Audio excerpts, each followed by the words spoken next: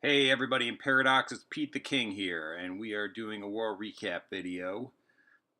Our clan has been on, I guess what you could say is a journey of going from what was, I think, a pretty good clan to a more competitive level clan. We had kind of a rough spot here where when we made the transition about a month ago into getting into the rotation for the potluck group arranged wars where you can match up to similar um, CWL or aspiring CWL clans. You can see some of these wins in here were farming clans, but we lost to, we had a number of losses here to good clans. And then we started winning. And the reason we started winning was because we started taking more time in planning attacks and in basically talking to each other, planning attacks, coordinating, having a strategy, having a real strategy. Town Hall 9s take care of the 9s. Whatever 9s are left over, 2-star the Town Hall 10s. Town Hall 10s, first they clean up the 9s.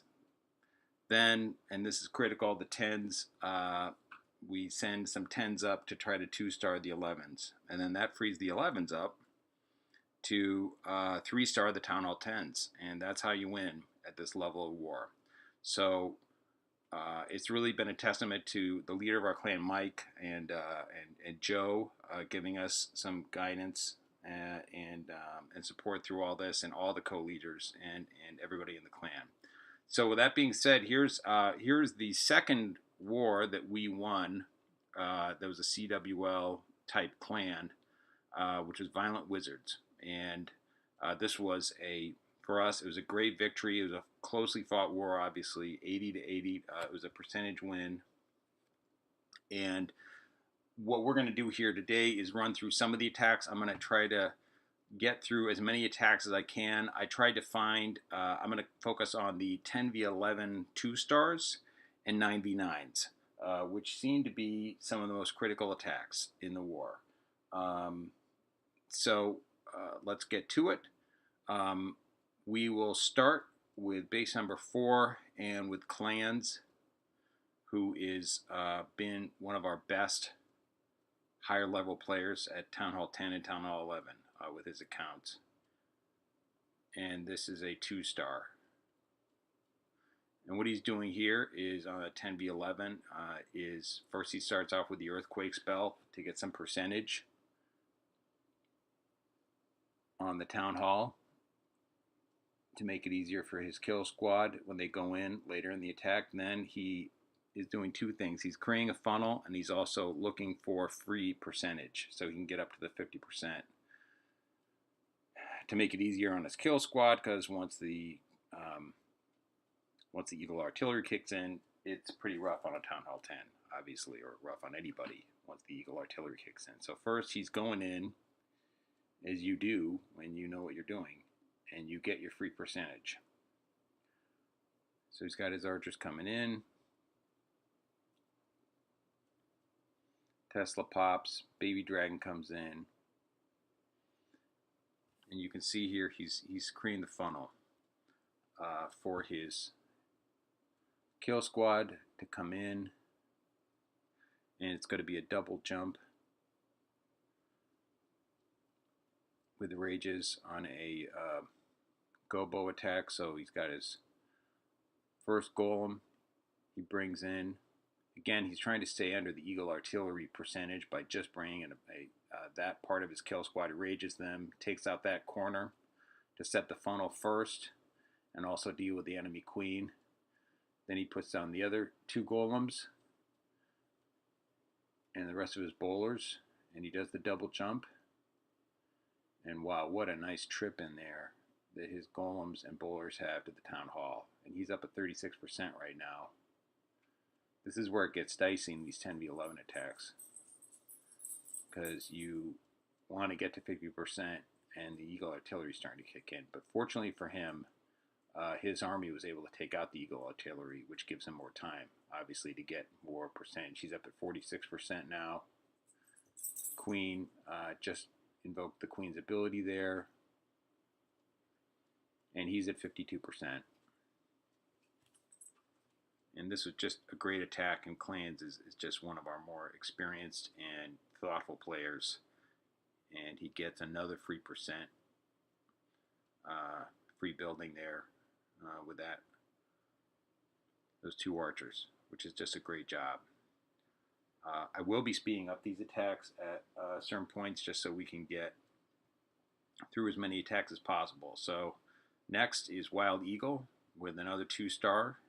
Obviously, we needed every star in this war. It was a tie war. Wild Eagle, similar strategy here. Putting down some troops to get the percentage. So obviously he's counting buildings. Triggered a bomb there. Baby Dragon's coming in. He's at 8% now. So got some more archers coming in here to take out some free buildings. This attack does not take the whole 3 minutes, as you can see.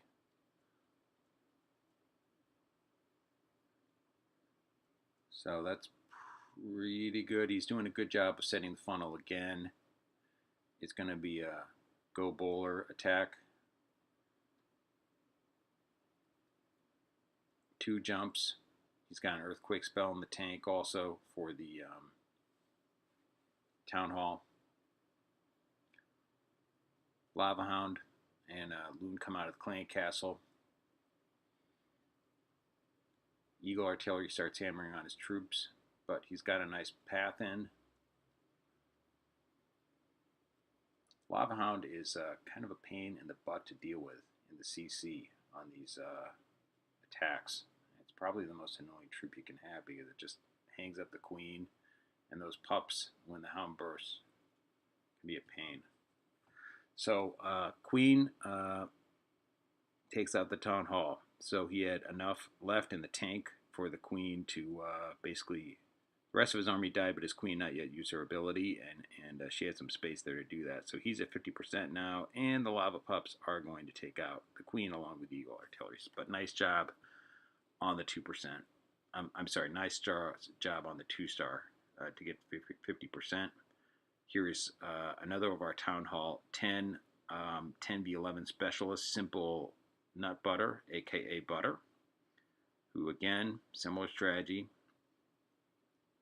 puts down the earthquake spell to get some percentage on the town hall.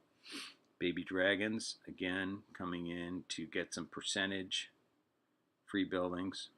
He's going to do a queen walk here. Let's see where the queen goes. Queen got to go north or south. Looks like the queen's going to go south. Queen walk is also a good strategy at 10v11 because the queen can take out a number of buildings and you can stay under the 45% troop deployment. Rage, queen, takes out the king, which is nice. Enemy heroes, even the king, can be a major pain in the butt for a kill squad. Really slow things down, and you need a smooth trip. So the funnel's been set here. He used the queen to take out the funnel on the right side, and on the left side he had used a baby dragon. Now he's got a double jump. Send in the king, bowlers.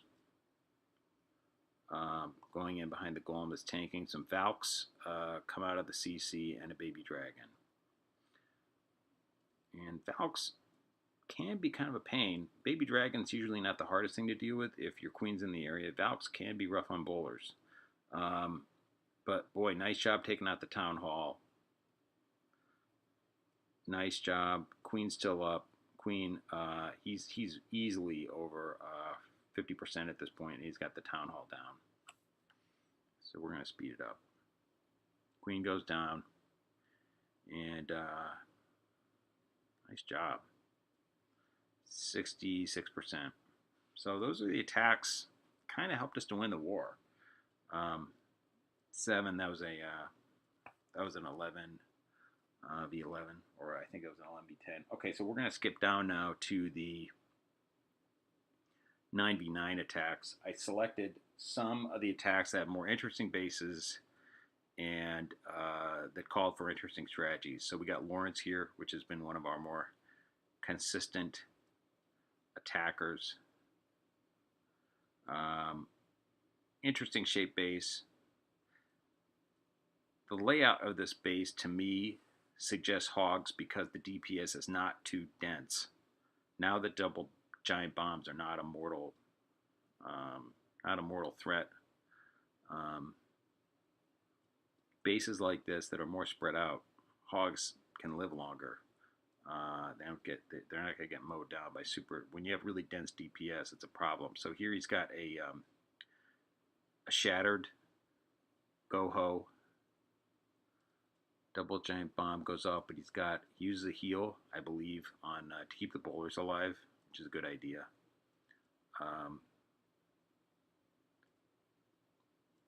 Jump in, take out the queen. Just wow, a lot of ground covered by this kill squad.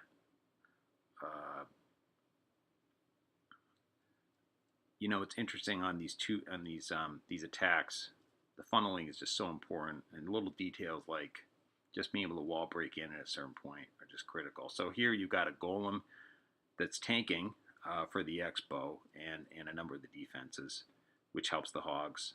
Nice job of deployment, putting it looks about 5 or 6 hogs on a series of defenses all at the same time.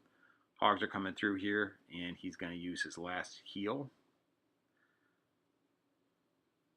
Queen has not yet used her ability. There we go. Golem comes in. He's got a golem left, which can tank. He's got about 6 hogs left. And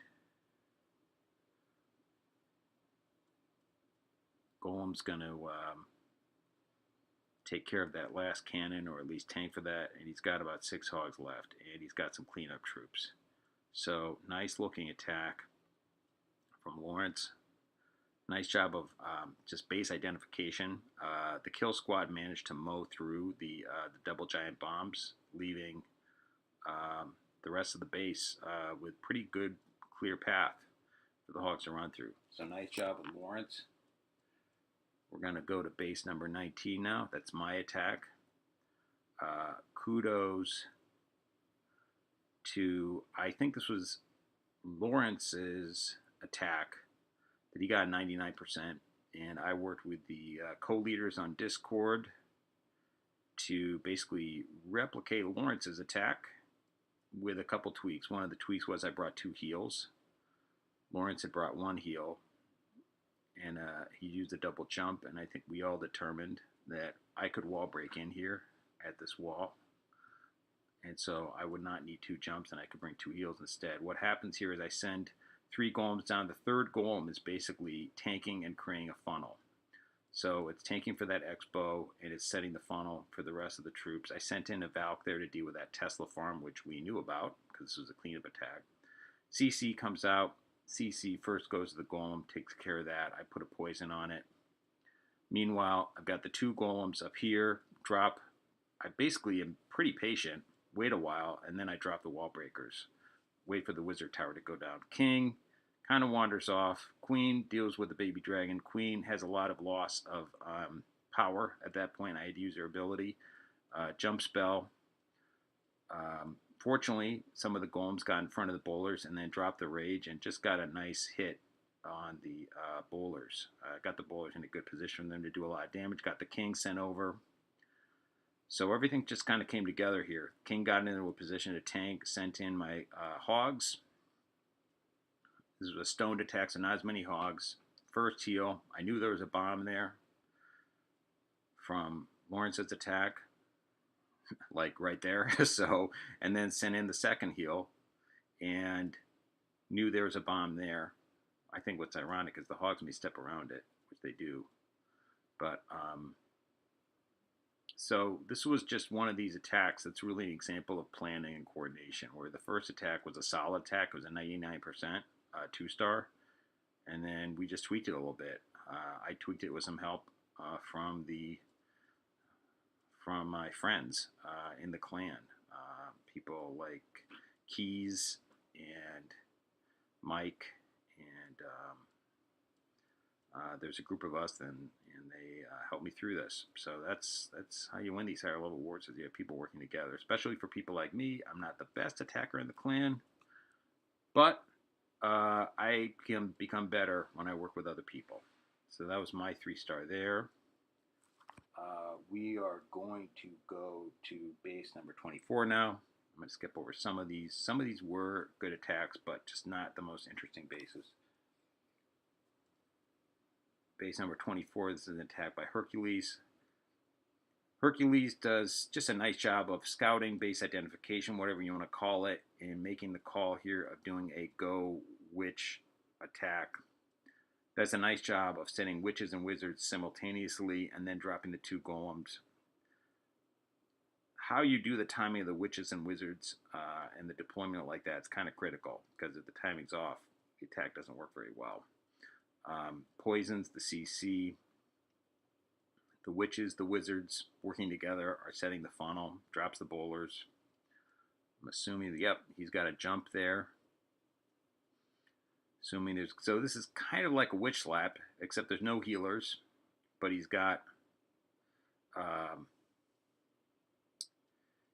lot of wizards, and he's got more witches, and he's got no healers, but he's got, this is just a base that sets up well, where actually what's happening is that it looks like the Expos are aiming internally, and as a result, it's keeping the witches on the outside alive, where usually on a witch slap, it works the other way, where the witches distract the Expos and keep the kill squad and the inside alive. Here, kind of went the other way, where the golems tanked.